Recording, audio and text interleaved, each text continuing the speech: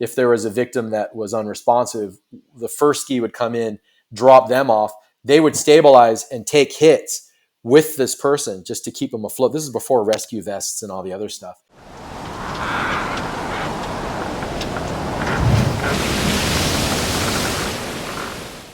All right, welcome back to Aclassic. I'm your host, Jack Akrop, and today I'm with my friend Ryan Levinson. Ryan's an awesome dude. I just got to know him, over the last few months through a good friend, John Griffith, and he's got a long list of accolades here we're going to get into, along with being the former leader of the Big Wave World Tour EMS rescue team and RWC operator. He's a former super yacht captain, former member of the U.S. sailing team, former national champion sailor. Ryan Levinson, welcome on. It's all former. I'm just an old man now. I'm just blowing you up, bro. Thank you. How are you, man? I'm good. Good to see you, brother. Good to see you too. How's everything? It's good. We're down in San Diego. We're on the home continent for a little while, like getting used to cold again before we head back to the tropics. Okay. Awesome, man. So where are you from originally? Originally, I was born and raised in Florida, on the west coast of Florida, actually. And then when I got to high school, started surfing on the East Coast, in Cocoa Beach, that area, one town up from Slater and those guys, same era. And then for college, I was expelled from high school. And before I was expelled, at my high school, you were required to apply to a college. It was like one of the things you had to do. And I wasn't going to go to college. I was going to be a professional cyclist in the summer and surf in the winter. That was going to be my thing. So I didn't need college, right? But I looked online and I found out that Playboy rated San Diego State University the #1 party school in the United States. And there's good surf in San Diego. So I applied there, somehow got in. And back when San Diego State was a little easier to get in, and moved to California. Been there since. That's awesome, man. And did you kind of grow up around the ocean, or? Yeah, I grew up surfing, sailing, all the different things, or what? How did you get introduced to the ocean? Let's start there. Well, I got introduced to the ocean primarily through sailing. My father was a sailor, so we would go sail with him. And in Florida, the water's warm most of the year, so you can jump overboard and just swim around and kind of have a good time. So I was always comfortable in the water. I didn't start surfing until like my early teens, so kind of a late bloomer for that. And it was like immediate, like I was a skater, kind of into skating before that. And surfing at the time, for me, it was kind of equal parts, maybe identity as it was because I loved riding waves. And then of course, like the riding waves part, it's done. Once the hook's in, it's done, so You're hooked. I was a kook then, still a kook now, but not stopping anytime soon, Yeah. That's awesome, man. So it just everything kind of evolved from there. Started off sailing, started surfing, and then once you came to California, it was just full on. What was it like growing up in Florida and surfing there?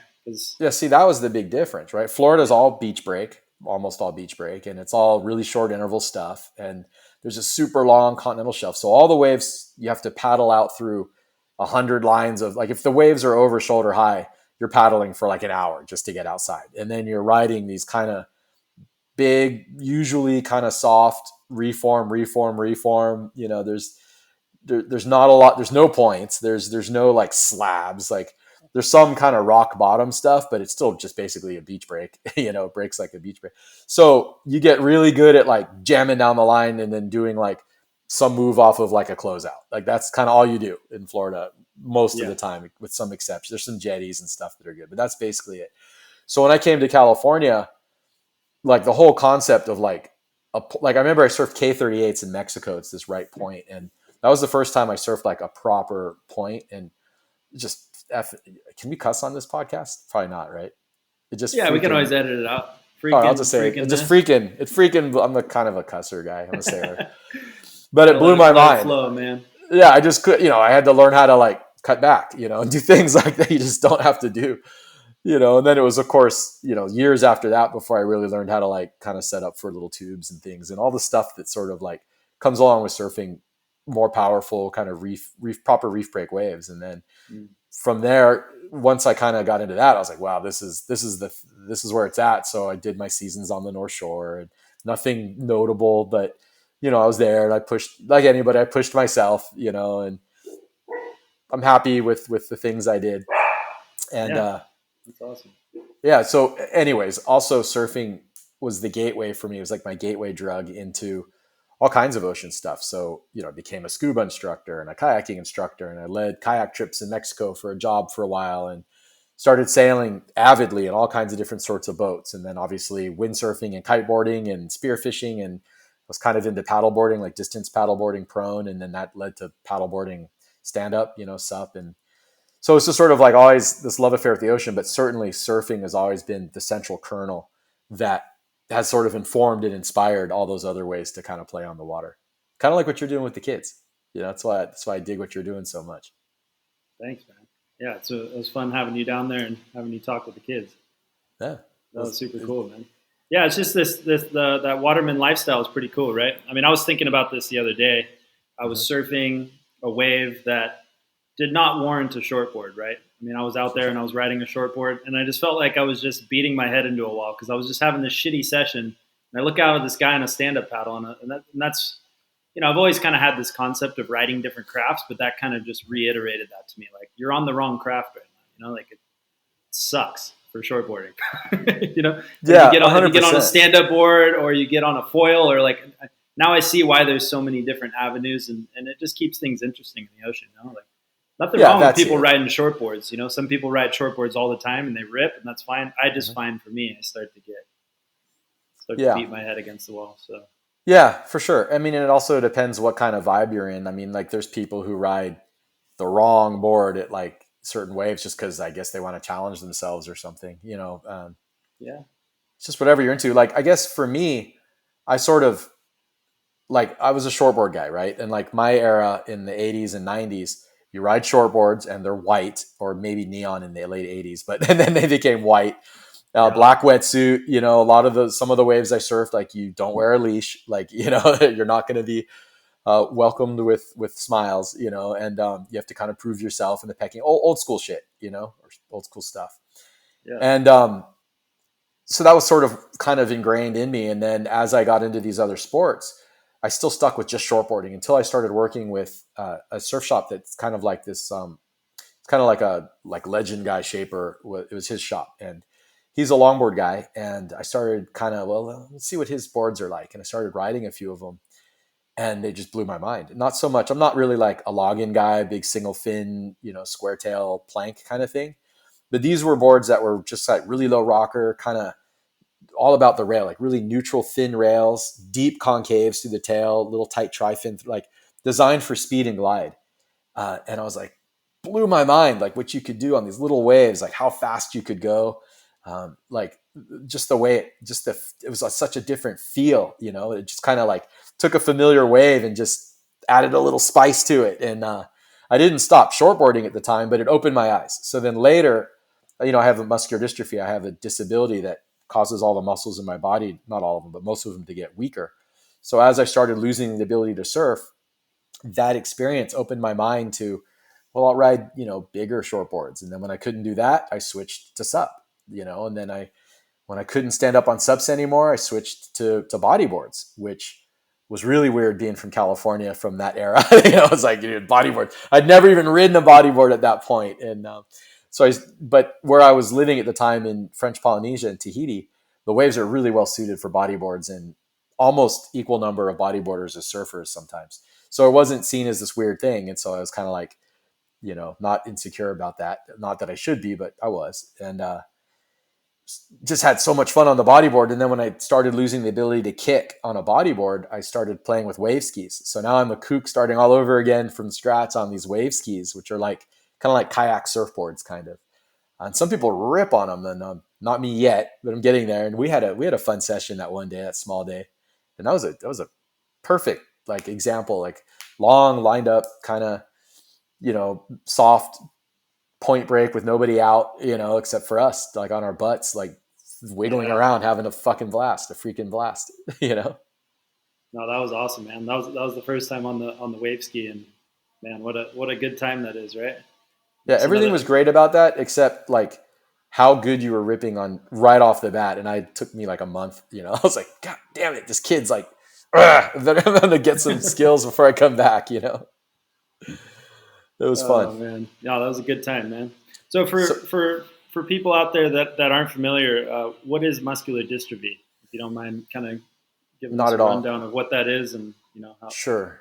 Yeah. There's a lot of different diseases that are under that umbrella of muscular dystrophy, Okay. and they're differentiated by the way that they present their symptoms, right? So ALS, Lou Gehrig's disease that everybody's heard of, that's a kind of muscular dystrophy, but that's a really fast progression, always fatal, like kind of a really gnarly, heavy one.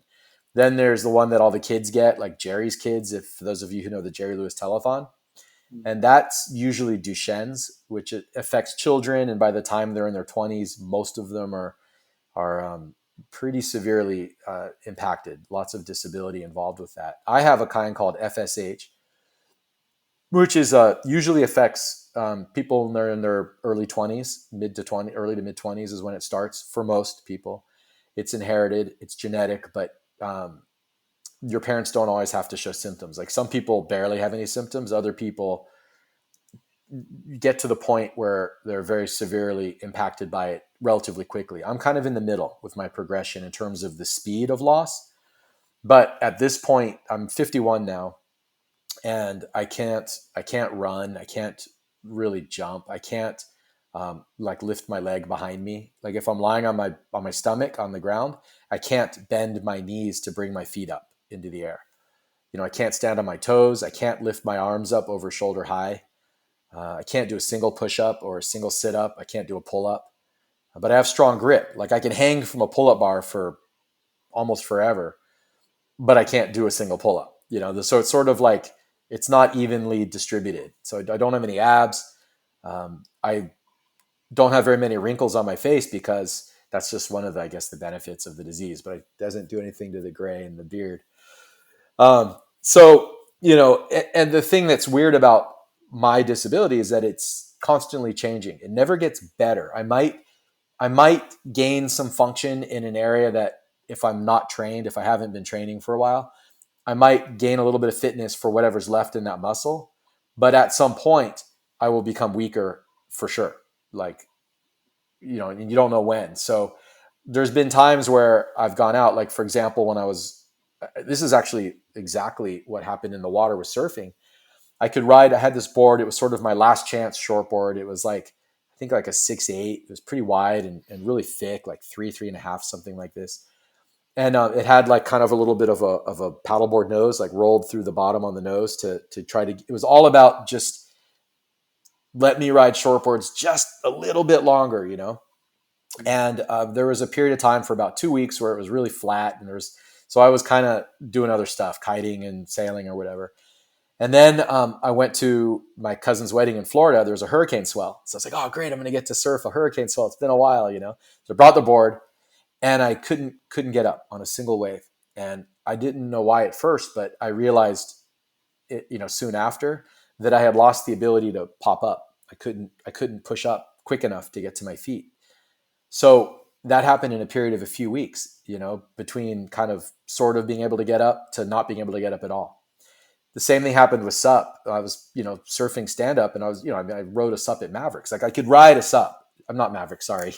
Todos in Mexico on a not a huge day, a smaller day. This isn't a flex, but it was just like, it was a real wave. It was a wave. What? He's flexing, folks. Yes, back in my day, when we would, but my point being is that Totos. yeah, it's a. I heard it's an isla, right? What do you call it? No, but yeah, whatever. It was like, it was it's fun when it's not big too. Yeah, let's put it that way. So I was out there on one of those days, and um, but then soon after that, I no longer had the muscles to stabilize myself standing, and I just couldn't stand on the board. I just would fall over. I just thought, wow, I'm kind of having an off day, and after multiple repeated episodes of that, I realized it's just done. So, the same things happened for me with kiting, with aspects of sailing, with swimming. My swimming's much slower now. body surfing. I would body surf all the time, but then at some point I couldn't hold my hand in front of me, so I could only body surf kind of head first Superman style, with your arms at my side, which, leads you to getting pile driven into the ground a bunch of times. And I can't put my hand out so you have to adapt and you have to adjust. And I try to. Wave skis are the latest manifestation of that process. That's awesome, man. And you're getting after it. That's the main thing. I remember when you were talking with the kids, about that same process of, well, I can't stand up now, so now I'm going to do stand up paddling. And I can't stand up paddle, so now so that's amazing, man. I think that's a good mentality to have. And what kind of got you into? So I just want to kind of shift gears here a little bit. What got you into one, EMS, and two, into the RWC, being the head of the RWC operations on the Big Wave World Tour? Like, how did that all progress? Yeah. The EMT stuff and the EMS stuff began initially. I was teaching water sports at this facility in San Diego. And one day we were doing a water skiing program for people with disabilities. This was before my disability had really progressed much.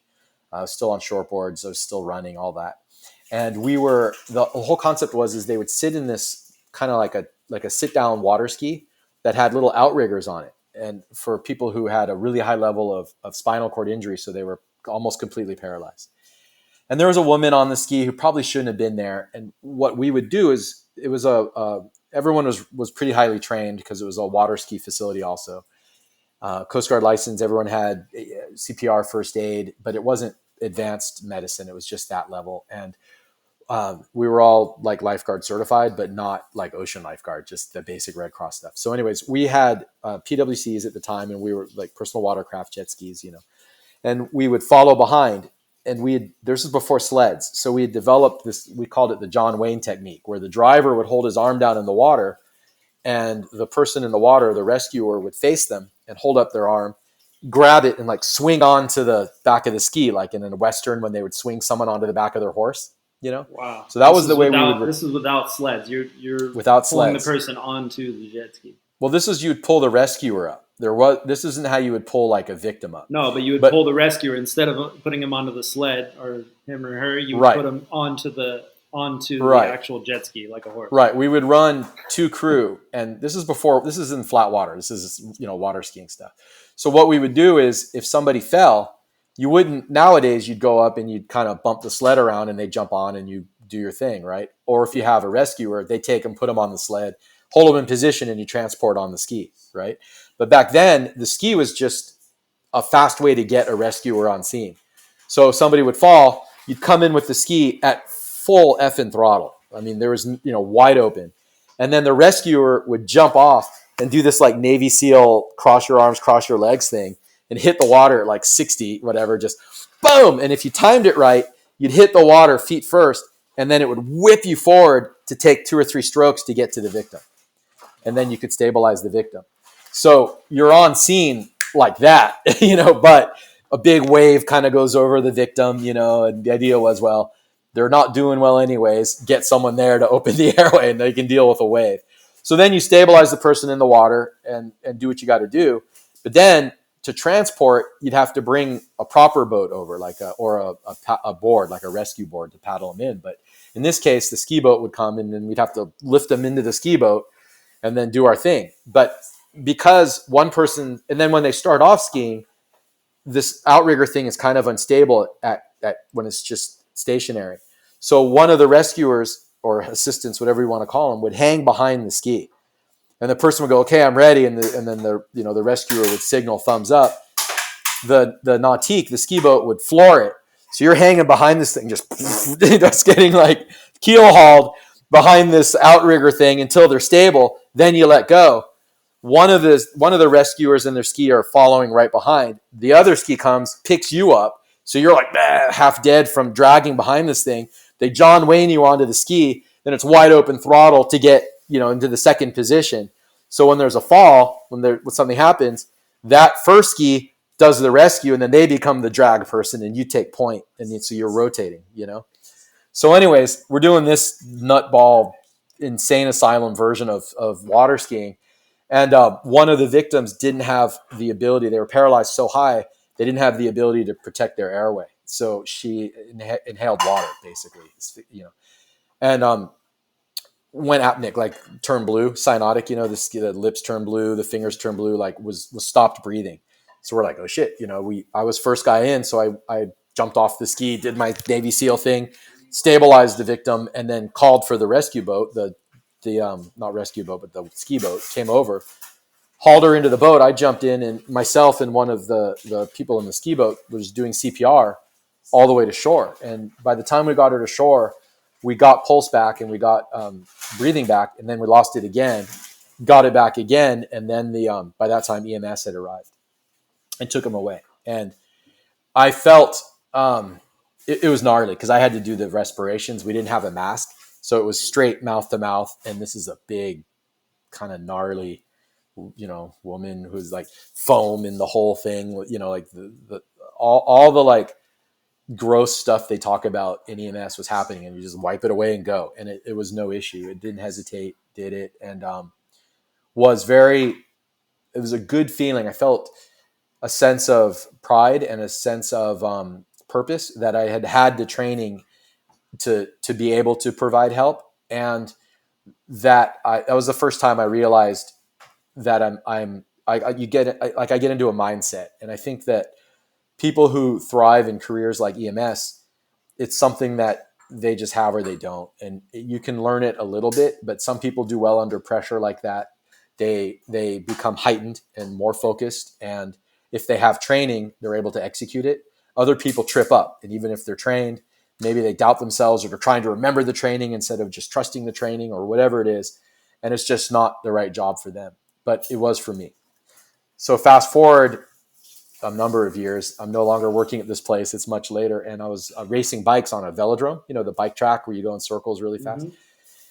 There's brakes. The bikes don't have brakes. They don't have gears. You can't coast. You have to always pedal, and their crashes are gnarly because everyone stacks up and the wheels are still spinning. So the pedals are still moving and their sprockets are still grinding. So basically you're lying on concrete, sliding along with metal pokey things spinning around everywhere. It's like something out of a horror movie. They're gnarly. They're bad crashes when they happen. So I was there and a bad crash happened, and I had that first day training and experience, and I jumped in and sort of, it's in the realm of EMS stuff, it wasn't a big deal, but it seemed like a big deal as a civilian, responding to this thing. And I had that feeling again. And when the EMTs responded, or the medics that responded to that call, and they were doing their thing and packaging them up, and there was nobody who was critical. They could take their time and do it. So I pulled one aside and I was like, hey, tell me a little bit about this job, like what's the deal? Where do I apply? I was like, this, I could do this. One thing led to another. Started off BLS, basic life support, just transports from the nursing home to the hospital and back. Eventually in San Diego at the time, they called it bridging, where you get some additional training, and now you're starting to work on an advanced life support ambulance with a paramedic, and you're working out of the fire station under San Diego Fire chain of command, and wearing San Diego Fire basically uniforms and same apparatus and same. So it was really, and that's when you're actually in the EMS system, and I loved it. It was for me, and I did it as long as I had the strength to. And then when I didn't have the strength to anymore, you have to leave. You can't just be an instructor. You have to also be field certified, So when I could still do CPR, but it was getting harder, and I didn't want to wait until I couldn't do it. I'm not going to put somebody else at risk just for my own pride and ego or whatever. So I pulled myself out of the field after about 10 years of EMS. Okay. Really glad I did it. That's awesome, man. And so how'd you get involved with the Big Wave World Tour then? That is one of those things where you just know what you need to do next, and you just go all in on doing it, and the adventure unfolds. So for me, I after triathlon and cycling, when I couldn't run anymore and I was paddleboarding full time, I was doing it well enough and with my story to be able to get some sponsorships, which led to some ability to travel and do some competitions and get some exposure, which leads to better sponsor. Anyways, long story short, a sponsor got me a jet ski, a PWC, to be able to access. The concept was I could access waves that were difficult to get to if you don't have strong legs, and tow surf. So I could whip into waves that really aren't conducive for supping, especially at the time when supping was new. And maybe I could whip in on a shortboard because you don't have to pop up and paddle on a wave when nobody else is out, even if it's not huge. These aren't like, like Peahi kind of tow-ins. It was just fun stuff. But I could ride a shortboard again. That was the concept. So we developed a modified windsurfing harness that had a quick release on it, so I didn't have to hold on with my arm strength. Then it would pull me up, and I would release the line, whip into these waves, and then I could surf, and it was epic. But I needed to learn how to drive this thing in the waves. So I was like, well, who's the best, sort of surf PWC operator at the time? And this is kind of, it wasn't new, but it was new-ish. It wasn't one of these things where everyone had a ski. It was kind of like, if you had a ski and a sled, you were kind of specialized a little bit at this point. So I found Sean Eladio from K38, who at the time was running the rescue team for the Big Wave World Tour. So at that time, the events were Todos. Basically, it was Todos. It was the refit Todos. Everyone knows the refit Todos, and Carlos Burle had the big famous wave at the refit Todos. So she was the rescuer, and she worked. Actually, there was an event at Maverick. She worked with I forget his name, some guy, but maybe it wasn't an event. It was just a free surf, but it was like some famous day where the sets just got bigger and bigger and bigger, and they had to go further out. All the surfers were gone at that point, but her and this other guy were kind of caught out on this, bigger than ever biggest day in history, kind of one of those stories, Yeah. So she had this reputation. She's legit and she's gnarly and knows her shit. And I was like, let's contact her. Long shot. Let's just see. So I told her the story. I got this disease, and here's my strength, and here's my background in the ocean and with EMS, and would you please let me train with you? I'd like to learn how to do this stuff. So Sean's a little bit of, she's a little mischievous. She's ultra alpha. I was working with a Navy SEAL guy a couple of weeks ago, and I said, hey, do you know Sean Eladio? Because she trains the SEALs. And he's like, oh yeah, she's more alpha than we are. Like, it's just like nothing but respect and a little bit of fear in his eyes, from his experience with her. She's just nuts, but backs it up with skill and with good judgment and the rest. Nothing but respect for Sean, respect and love. So anyways, long story short, she goes, yeah, I've got a training program. We'll squeeze you into it. It's in Oceanside. Come on down. Here's the date and here's where to go. It's on Camp Pendleton, but don't worry about that. They'll let you in. I said, okay, great. So I went down and got all ready and I was trained up, and long story short, what she did is she was training the Marine Special Forces, the Force Reconnaissance Battalion guys, and she had arranged, they gave her permission or whatever to allow me to sit in on the class. So she basically knew that I had a surfing background, I could read the ocean, and knew that these guys, a lot of them, not so much, but they're super strong and capable, and they learn really quick. So she was engineering a situation where when we got to the surf zone stuff, they were going to get obliterated at first because they're just going to try to power through everything. But I could kind of like finesse through it and like kind of out operate them a little bit, but they could, as soon as they learned it, it wasn't even close. They could run all day long, all night long, lift, giant heavy people up with one hand, and they were just gnarly, like insane, but she sort of, a little bit, it would be fun for me to do the training, and a little bit it was so that they would have the opportunity to see, like, look, there's finesse involved in operating a ski in the surf zone. It's not just muscle and power and go more. It's not always more, So that was epic. I trained with them. It was, I forget, like a week long or something. It was day and night. We were doing like midnight ops and, go offshore until you can't see any lights, and then they would clear you to come in, and then you'd come in with just chem sticks and these like formations. And it was super cool. There was no guns and stuff. It was all rescue and water safety based stuff, but they did unbelievably well because they're team orientated. They understand the value of training. They're not in a hurry to just like, okay, I know this one, teach me the next one. They're like, okay, I know this one, but it's not perfected yet, so I'm going to do it 300,000 times, then teach me the next one. And because people's lives are going to be at stake, and that training approach stuck with me. I really respect it and learned from it. And, of course, by the time I was done with that, like I could drive a ski, so Sean, from that experience, we started, she kind of took me under her wing they do racing. So they do races from like Long Beach to Catalina Island and back, like open ocean, just wearing all this like BMX body armor stuff, and the full motorcycle helmets, because you hit these waves and your head whips down into the helm, and you put like multiple GPSs taped onto the helm because half of them fail from the impacts. It was just like I like damaged my tailbone. People's skis were just sitting. It was just gnarly. But it was super fun, and I wasn't on the like souped up 320 horsepower like psycho skis. Mine was just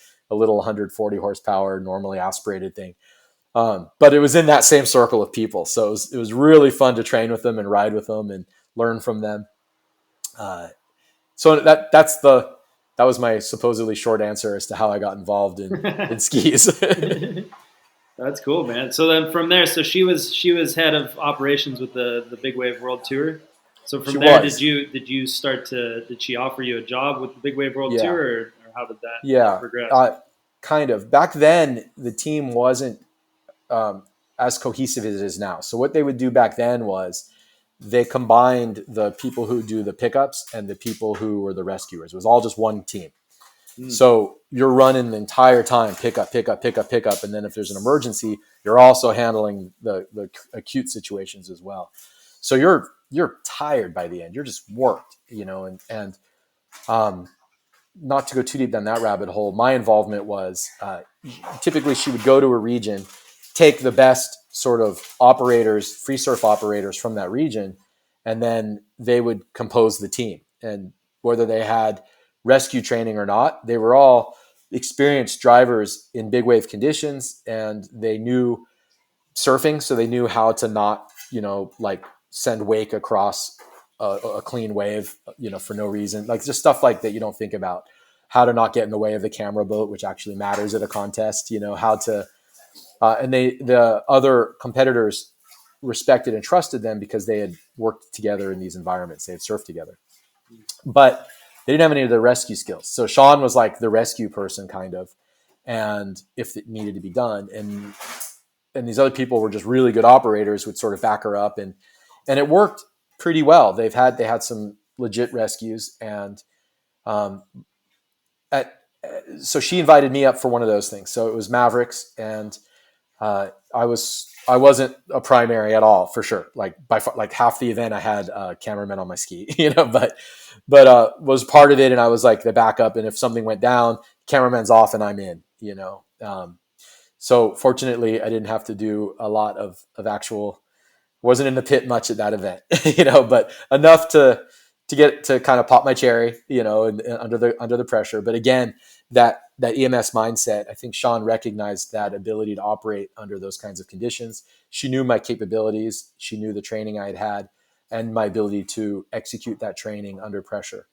So then it was just a matter of operating in the surf zone and, in that kind of environment. I didn't have a lot of big wave experience. So that was sort of where I started cutting my teeth in that. And really it is different for sure, but the timing between waves isn't that much different than it is on like a 20-second interval day on 6 feet. You know what I mean? You still got 20 seconds, the Yeah, consequences are just much, much bigger if it doesn't yeah, work out. So it's just, the timing and the operations are the same. The pressure is different.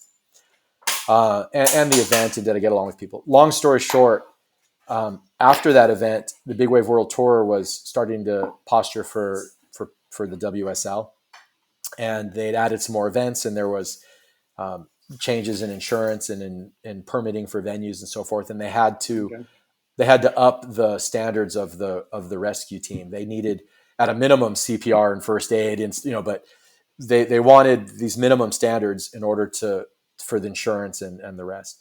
And Sean, didn't have those, and I don't even honestly, like, her level of operation in most cases was a level beyond that. So it would have been a little bit jumping through hoops, and Sean's just not going to jump through hoops. If you know her, it's her way. And I don't have any judgment whether that's good or bad, but it does leave you in a position where you can't work for a group like WSL.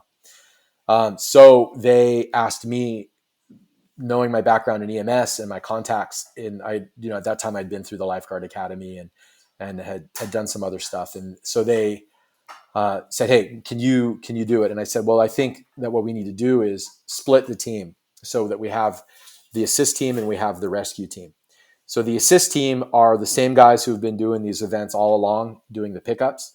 They're the like a chairlift with a little bit of an added bonus of skill, right? So they're the ones running constantly, doing your standard pickups, and they're the guys who know the breaks the best, know the other surfers, and are just really good at that. And then we have the EMS rescue team, which are skill trained operators who are familiar with that environment and could do pickups, but let's keep them fresh, let's keep them ready, and they're the ones who can go in and handle an acute situation. So if there was a trauma, if there was an unresponsive victim, if it was a multiple casualty, if a boat drifted in, whatever it was, we were the ones in. So we would go in for the gnarly stuff. They would signal to us and we would come and take over if there was time for that, or they would transfer over to us, pick up and then transfer over if they assessed, on scene that it needed a higher level of care. And that was us. So we were like, the team was really good. We had a Coast Guard helicopter rescue swimmer, which is Wow. like the highest level that you can get in terms of ocean rescue. Really, we had a number of full-time lifeguards from San Diego. We had a firefighter, lifeguard, paramedic from Oceanside, who's still on the team now to this day. Chad Cox, epic guy. Um, yeah, I'll tell you some stories another time. Epic, just a great guy, really good operator and reliable and just a stud. So we had the team had this level, and then a couple guys who weren't operators. They didn't have the driving skill set at the time, but were like the top waterman guys from a rescue standpoint, like top lifeguard guys who worked at places like Black's Beach or big, like waves that are kind of heavier waves, and they had a lot of experience. Yeah. So what they would do is we'd put them on the sled. If there was a victim that was unresponsive, the first ski would come in, drop them off. They would stabilize and take hits with this person just to keep them afloat. This is before rescue vests and all the other stuff. So they'd be wearing like just a PFD, a regular life jacket. And then they would come in, grab the victim. So now you have these inflatable vests. Back then, we were the vest, so we're just basically bear hugging and crossing legs around the victim, protecting the airway, and then rendering aid as needed in between sets while you wait for the ski. Taking white waters on the head. Taking hits. Yeah, just taking hits. That's it. And then when the ski comes and picks up, if the person is able to, if the victim is able to, we call them customer. If they're able to get onto the sled, they're out with the ski, and the swimmer is still taking hits unless there happens to be another ski right there to grab them. Wow. So, but these guys, one of the guys who was just a stud was Roger Eels from San Diego Lifeguard, full-time San Diego Lifeguard, and he's a Todos guy. He's one of the Todos like main guys, and so he loved it. He was in his element, just on fire, and thank you, sir. I have another. Like he's in. Let's go. Come on. Let's just do it anyways. Like he was that guy. So anyway, so that was the EMS rescue team. So I ran that team, which consisted mainly of just scheduling and training and helping develop the standards and stuff like that. It wasn't because I was like the best guy on the team. I was just the guy who like was willing to do the paperwork. But we trained together, and we were good. We were a good team. And the standard I told the guys always from day one was when I could no longer get Jim Lockwood, the big boy. He was a full-time lifeguard. He still is. He's retiring this year from San Diego. Epic operator and just a solid guy under pressure. And he was kind of the guy who could see the big picture and direct resources and sort of manage the other agencies that were responding. He was that guy. He was really good at that. And he's just a stud in the water. So Jimbo, but he's a big dude, like a big dude. And the thing was, if I couldn't get him across the seat on the PWC by myself within 10 seconds of hitting him, then I was going to immediately pull myself off. I told everybody from day one that was it. And he was just dead weight in the water, just simulating being unconscious. And up until then, I could do it no problem. We chose 10 seconds because that includes, egress and like time to get in and time to get out, the interval between sets theoretically. So if one of our guys was out, could I, or the biggest competitor we could imagine was out, would I be able to get them onto the sled or onto the ski and then out again um, before the next set came and obliterated everybody? And one day we were training and I couldn't hit it. And I didn't say, let me try it again. I didn't say, I'm not like my ego is not going to get in the way. And I hope other people feel the same way when you got to be able to separate it. So I did. And we went to the shore and I immediately said, guys, love you guys. This was it. This was my last session with you. I'm getting a little emotional thinking about it because it was such a rad group of guys, but I was like, that's it. I'm out.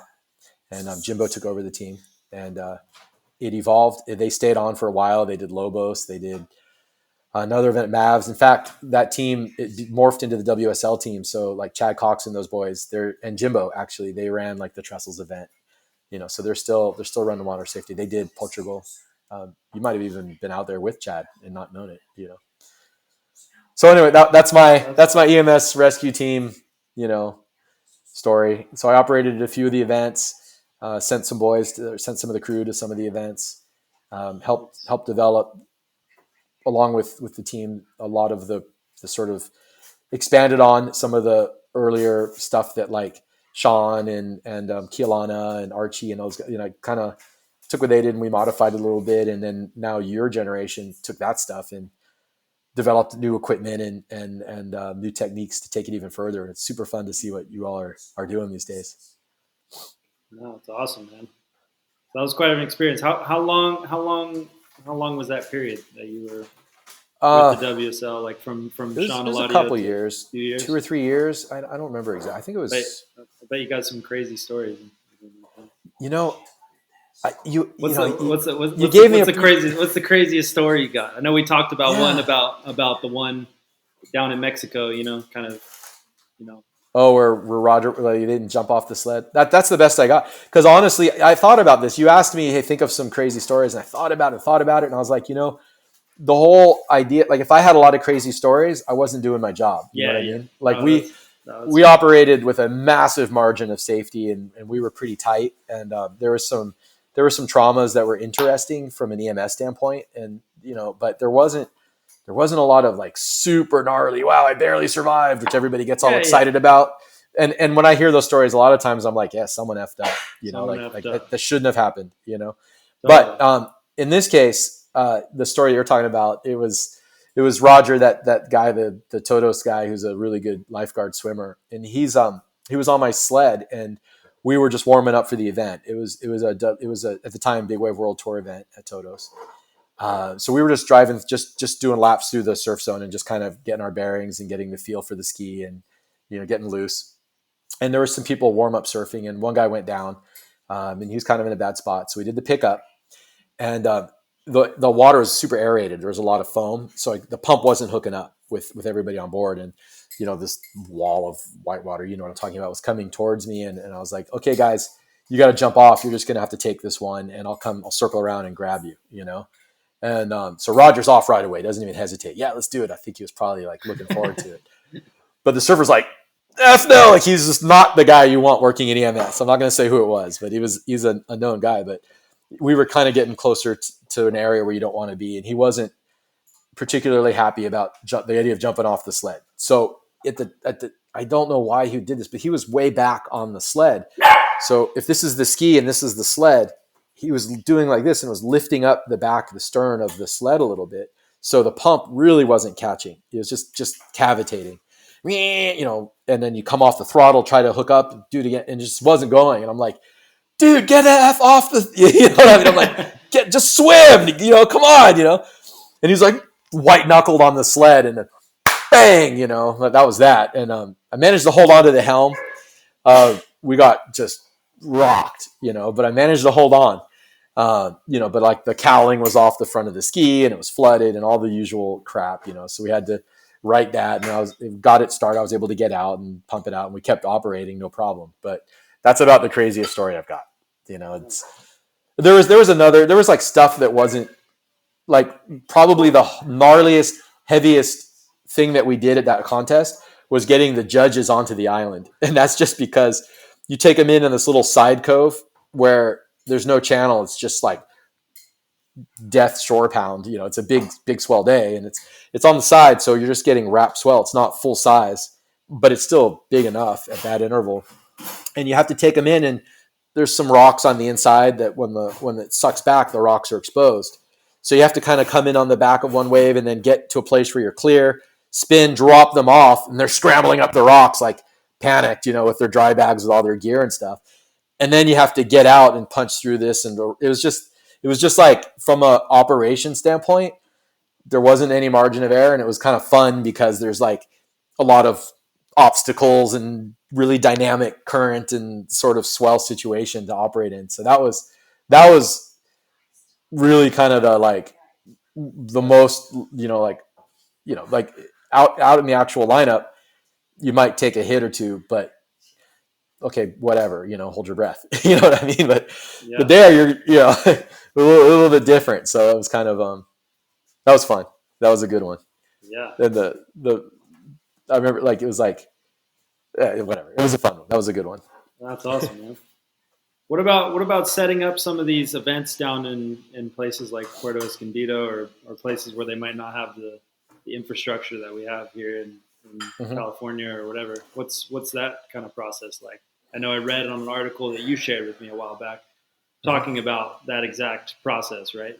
Of like creating an EMS system out of essentially nothing, right? Out of nothing. Yeah. I was more of a logistics support for those events. I wasn't the physically strongest guy on the team. So we would send the guys who were best for that situation. So if it was a situation where it was like a really strong currents and things like that, we'd send the best swimmers. If it was a place where there was no EMS system, we would send the highest medical trained people, in addition to the swimmers and operators. We would sort of pick from our strengths for that location. Who spoke the local language, who was familiar with that break, and then we would put the team together from there because they didn't have the resources in those locations to field the full team, right? So one example was Punta Lobos, in Chile. We only could send two guys, so we sent Jimbo, Big Jimbo, because he's just a stud and a good operator, and just because he's Jimbo. And then we sent Chad Cox, that guy I was telling you about, who's the medic, because he's a medic. So he sort of smuggled down a lot of ALS level medications and tools and things that you would use, and kind of coordinated with the local equivalent of EMS, and put together an action plan. Like, here's the exfil point. Here's where we'll pick people up. Here's where you'll take them. He had all of the contact information for everybody. They had it already on the EMS side, so that there wouldn't be a scramble to figure out where people were or what was going on with them. They were working with the local lifeguards sort of for transfers for the less acute, if there was a multi-casualty.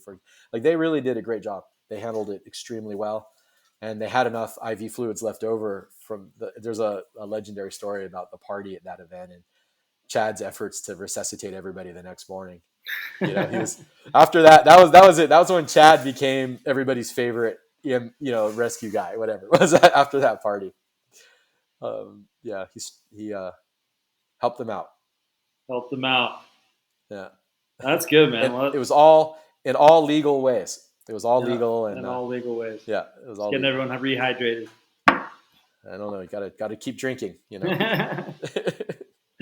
Well, that sounds like a hell of an experience, man. That must have been an amazing period of time right there.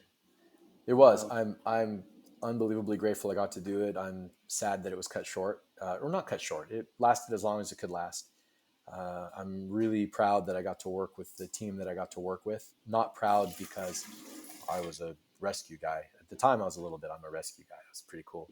People thought that was cool. But really, it was just felt great to work with a team that was that professional and that motivated and that skilled. And each brought their own stuff. Nobody was like my way or my way is the best way. Everybody, there was a lot of respect, and it was a great. And I miss that. And the same similar for EMS. the experiences in EMS. And this, you're a lifeguard. Some guys are kind of uh, more rewarding to work with and girls than others. This team was all the good, none of the bad. You know, That's and awesome. and I got to spend a lot of time with Sean, which was just nutballs. I'm glad I survived it. you know, You made it through, man. you want to hear a crazy Sean Really. story? Since we're talking stories, Let's hear a crazy Sean story, man. short story. We were doing that race from Long Beach to Catalina and back, Mm-hmm. and she was doing well. She was near the lead in this race, and she came into Long Beach Harbor and hit cross chop from a freighter or something that was going out and got launched off of her ski. And when she did, she kept holding onto the helm, and she actually ripped the helm off of the ski. So boom, this gnarly wipeout right in front of the safety boat, because so they run over to her and they're like, "Oh my gosh, are you okay? Like, here, don't move. We'll check you out." She's like, "F that. Like, I'm doing really good in the race and I've only got a couple miles to go." And they're like, "Well, your ski's broken." She's like, "No." So she hung off the back of the ski because she still had a throttle. The helm broke off, but the cable was still intact to the throttle. So she hung off the back of her ski, taking the full hit of the jet, the thrust from the jet prop, and just pinned the throttle and used her body as the rudder to steer and finished the race, finished the last couple miles. No way. And placed. And Yeah, placed. and placed. That's So strong. this is literally just a race, like pinning it on a jet ski as fast as you can go across the ocean. Yeah, like how many hits can you take? You line up and they say go, and you just go as fast as you can, and then you go around a buoy fast as you can, and whoever is still on their ski at the end wins. It was Sounds like a nuts. hell of a sport, man. Yeah, I don't know why I did it. Like I did that race twice, and then another one, but I don't know why. Like in retrospect, after the last one, I got bounced off, landed on my tailbone, had to get X-rays, and I was like, "F this," I was done after that. Yeah, no, that sounds brutal, man. But it was fun. You'd like it. Yeah. No, it Mhm. sounds great. I don't know Uh, though. To be honest, jet skis get a little intimidating in certain situations, going real fast like that. So I'm sure I would do it. It'd be fun. yeah. Well, you don't just go do it cold. You Yeah. know, How you doing on ride it time? with I'm whatever you call it. Cool. Yeah, we're almost at about an hour, but I want to talk a little bit about sailing.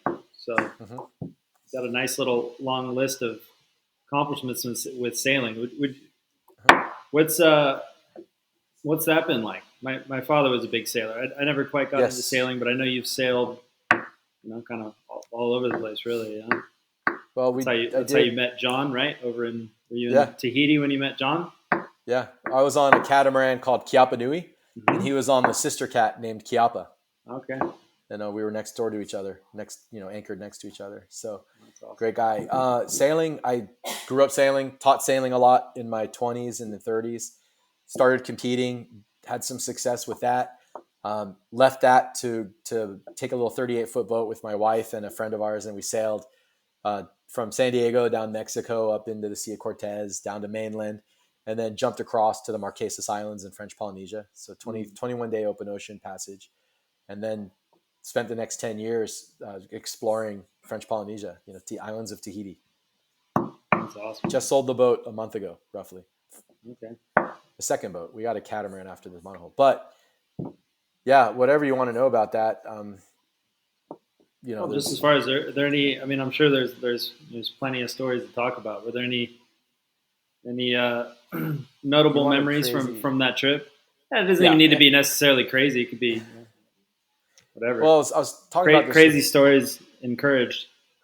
There's endless stories about the empty perfect waves, and reefs where you're diving where fish have never seen humans, and things that broke and storms and all that. There's all the normal stuff that everyone's heard. I was talking to my wife Nicole, and I was like, "Man, what stories?" And she's like, "Oh, tell this one." I was like, "Oh, okay." And it was the story of how we got our crew to go across from Mexico to the Marquesas Islands, and then what happened. So we were in Mexico, and we were checked out of the country already. We were ready to go. It's just Nicole and I, but two people on a 21-day passage is gnarly because someone has to be awake 24 hours a day, and we were like, that's brutal. It'd be great to have another crew, but who are we going to get? And so we were resigned to do just the two of us. And then right then my phone dinged, and it was a woman who we had met a few weeks earlier surfing in Mexico, from California, but she was on another boat, and that boat wasn't going to be able to do the passage that year. So she still wanted to do the passage. And she's like, "Hey, are you all looking for crew by any chance?" And I'm like, "I don't know, come over." She was like, in her young 20s at the time, really good looking girl, just super fun, friendly, just, knew how to sail, like whatever. But I was like, "Come over, let's talk. Let's see if we're a good fit." So we're talking, and, it starts off with, what would you do in this situation? How do you, what kind of, how are you going to be his crew? Basically, do you know what you're doing good enough? How are you going to fit into the crew? And then I just kept getting this vibe. She's from San Francisco. So at the end of the conversation, I was like, you know, I go, this is such a shit story to tell this story. Yeah, but I go, I go, my wife and I go, Nicole and I, sometimes when it's really warm, like, we like to sail naked, and I'm like, is that going to be a problem? And she goes, oh no, thank God. I thought I was going to have to wear clothes. And I was like, yes, this is going to be an epic 21 days. So anyways, that was a flex. That was totally a flex. That was a flex, man. That one was a flex. I'll own it. But she was great because she's one of our best friends to this day. And it was a great passage, and all kinds of, we got knocked down in the middle of the ocean. A big wave hit us and put the boat on its side. And, we caught a giant tuna. I mean, there's a million stories, but it was, if you ever get the chance to do something like that, I highly recommend it. It's, one of those things that I could tell stories all night long, and none of them would come close to touching what it actually was. It's hard to relate, but, you can go to Two Afloat online and see some of the stuff. Two Afloat, To TWOAFLOAT, afloat. and That we was have your videos vlog. from. Yeah, we did some YouTube videos for the final. We started after a couple years, but, Okay, and you won't see any of the surfing, but you'll see the places we went where we found the waves. that's cool, man. Yeah, it was great. One time, we found a cove in an island chain that I'm not going to name, and the surf was so good, and it was such a beautiful, pristine place. I didn't go on shore for 3 months. I just went from the boat to the wave and back to the boat again.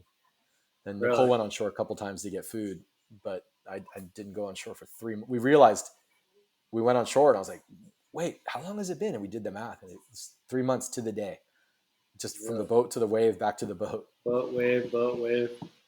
Yeah. Eat, sleep, surf, repeat. 38 foot by 12-foot boat, surf, eat. Every once in a while, a local would come by and throw a fish into the boat, so we'd have, fresh fish. That's And fresh fish. yeah, it was epic. That's awesome, man. Anyways, hope those were What a hell of a time. hope they met the That's standard. great, man. So what's next for Ryan Levinson? It sounds like you've been doing some schooling a little bit. And We sold the boat, which is brutal. After 10 years, I didn't live on land for 10 years. So that's a huge change to go from having this, like, really sick performance catamaran and cruising around French Polynesia and all the rest, to suddenly you're on land. Um, Big adjustment. So we are moving on land into Moorea. Moorea, it's an island right next to Tahiti. And we're not sure what's next. So came to San Diego to visit Nicole's parents, or California. And while we were here, I went down and I just nailed a bunch of instructor certifications for sailing. So looks like what I'll probably be doing is sort of teaching people who are, um, getting in, like, at a higher level, like starting to want to do ocean passages, or, kind of their own adventure sailing. So they'll already know the very basics, and then I'm going to take them from basics to, help them get the confidence and the skill set, and to go out there and hopefully do it safely and in a way that meets all yeah, their expectations. So we'll see. That's probably what's that's cool, next. man. So how do people find you for that? Are you going to do it through an organization, or is this your own? It's just Yeah, going to be your own endeavor. the best way to reach me, if you're in the United States, is through Learn to Sail San Diego, or Aventura, which is in Dana Point, Aventura, Aventura Sailing. Okay. I'm sort of underneath both of them. And then also, if you're in French Polynesia or you want to do this in Tahiti, there's Sail Tahiti, contact Sail Tahiti. And then it's in Tahiti on the boats. There's a whole bunch of really high end catamarans, and we'll go out there and we'll get at it. This won't be. You'll learn it, but at the end, you'll know what you're doing, and you'll have a great time, and and you'll take a bunch of years and pain off of the process of preparing for something like this. Yeah, That's the goal. that's awesome, man. Well, we'll figure out a way to put those links to those things so people can find you. Thanks, Jack. And And to afloat, obviously. to If afloat. anyone wants to reach me directly, I'm always available. Salty Ryan 1 on Instagram, Cool. Salty Ryan the number 1 on Instagram, or to afloat on Instagram. I'm not always. Sometimes, like, I'm in a place or situation where I can't respond right away, but you will get a reply, and you're not bothering me. Don't worry about it. You might be bothering me, but I won't let you know you're bothering me. I Just do it anyways. won't let you know that you're bothering me. Right, exactly. For all intents and purposes. For all intents and purposes. Well, it's When are been you a going to pleasure, come man. out? When am Yeah, I the going to real come out? question is, like, Man, the John. good news is this. John hit me up last year. That was so my thing, with the Waterman's Academy here in Santa Cruz is, I do it year round, but the months of June, July, and August are pretty much off limits, which is, it's unfortunate because there's good summertime swells during that time, but it is what it is. So out of that season, April, May. before April, May, is that a good time That's to go? best time because it's end of cyclone season. Yeah. Before your summer, sometimes you might get a late season north down there, but you'll definitely start getting the south. You won't get code red stuff, but you won't have any trouble finding waves to ride, fish to see. Coconuts. That'd be to awesome, man. Yeah, you're always welcome. I would love to come down and join you on one of those. Well, and John, if he goes, like, we can talk offline, but if John sails to where I think John's going to sail, get on the boat with John. You need to be there. It'll open your eyes. Hell yeah. Well, cool, man. We'll Do talk about that you have later. anything you wanna add? Just thank you, not just for the podcast. Obviously, thank you for that, but thank you for your friendship. Thank you for supporting me and the other athletes with disabilities. I don't know if people know this who follow your podcast, but you go down and you volunteer at these contests that are just for athletes with disabilities that wouldn't happen without people like you doing it, and certainly wouldn't happen safely. And not only that, but I just called you up. John gave me your number, and I was like, "Hey, can you help me?" And I'm going to brag about you, but you're like, "Yeah, what do you need?" And I was like, "I can't carry my wave ski down the stairs and back up again." You're like, done, let's go. And that, like, when you're on a wave ski, not everybody's like, "Hey, come surf with us," like, so not only were you super welcoming about that without hesitation, but like you came from a genuine place. And when I see you teaching the kids, the next generation, I'm just like, man, this is epic because like you're not just, it's spreading, and that's the way that all of this changes for the better for everybody. So, thanks, brother. Oh, man. Like, Yeah, you have all my respect. Thanks for the kind words, man. Really enjoy hanging out with you, bro. And you're look forward to the next charging time now too. Yeah, me too. That's what I need. This is my hype man right here, folks. Next time, if you're missing a few teeth, we'll know why. Yeah, right. That's a story for another GoPro time. in the mouth at Mavericks, probably not a great idea. My friend's already done it though, so how bad can it be? That first We'll find out. The first Mavericks event that I worked was when GoPro version 1 first came out, and they came up and they put them all over the skis. If you go online and you search, really? I'll send you the link, but you search Maverick Surf Contest, like rescue or something like that, and you can see Sean put together this footage from the event. I'll send you the link to it. It's like shot horribly, and it's got this dun dun dun dun music, but it's like me, Garrett McNamara, Ryan Augenstein, nice, Sean. It's just and it's I'll send it to you. You'll see it. Anyone on there, Google it. It's worth watching if you want to see how the grandparents used to operate out there. That's awesome, man. So you just had them all kind of situated everywhere to see which one got the best shot, and which ones were still on the skis, and which ones still, yeah, exactly. I think Sean kept. I think she stole. They were all pissed at her because she's like, "I'm not giving these back. These are cool," like.